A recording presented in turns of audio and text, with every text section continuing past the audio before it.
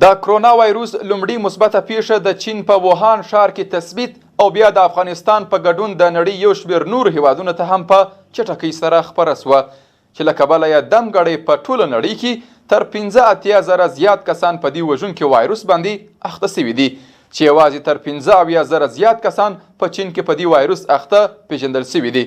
ولسمشر محمد اشرف نن د خپلې کابینې په یوه ناسته کې څرګنده کړه چې د دې ویروس د کنترول او مخنیوي لپاره جدي تدابیر په لاس کې اخېستې او په خبره یې هڅه کوي چې د دې ویروس پر وړاندې چې د افغانانو ژوند یې له خطر سره مخ کړی جدي پاملرنه وکړي.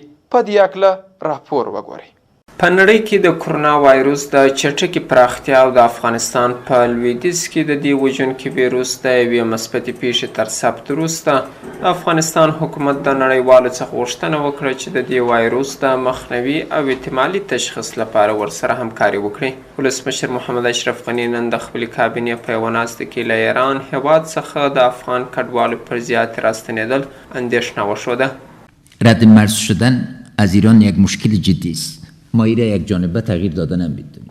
بنابراین ضرورت واضح است که سرحد غربی ما خود ما اقدامات کنیم. باید امکانات بیشتر بسازیم، نه ای که توقع داشته باشیم که پدیده خود ایران و البته همدردی ما همراه چین و ایران و ایتالیا از همه که زیادتر است، اما ضرورت عزیز که جناب وزیر که از اسلام قلعه گرفته تا بخشای دیگه سرحد غربی ما تدابیر بسیار جدی گرفته شد. ولسمشر محمد اشرف هم دا څرګنده کړه چې د افغانستان شمالي پولې هم د دې وایروس له امله له ګواښ سره مخ دي. ښاغلي غني ټینګار وکړ چې د افغانستان د عامې روغتیا وزارت د نورو وزارتونو سره باید په همکارۍ د دې وایروس د کنترول او مخنیوي لپاره خپلې هڅې تر بل هر مهال چټکې کړي. ضرورت واضح است که ما بتانیم تصدیق صحیح را کنیم.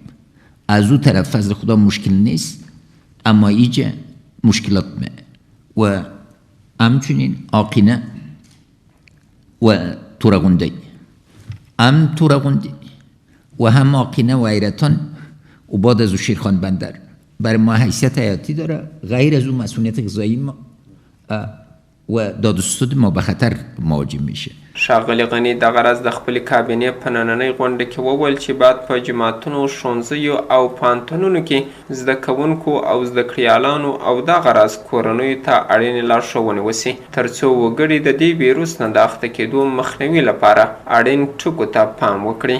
میایه آمده نیست تا بال ممنون هستیم که محفوظ ماندیم و از تشخیصتان وظیفه و بازم آگاهی عامه همه ارگانا از مساجد ما گرفته خاصت پوهنتونون معارف ضرورت واضح است که دیده شد. افغانستان د عامې روغتیا وزارت تر دمګړیه د کرونا وایروس په 100 شکمنې پیښې ازمایښت کړي چې تر اوسه یوه مثبته پیښه چې د ایران قم ښار ته د سفر مخینه درلوده تثبیت کړې ده.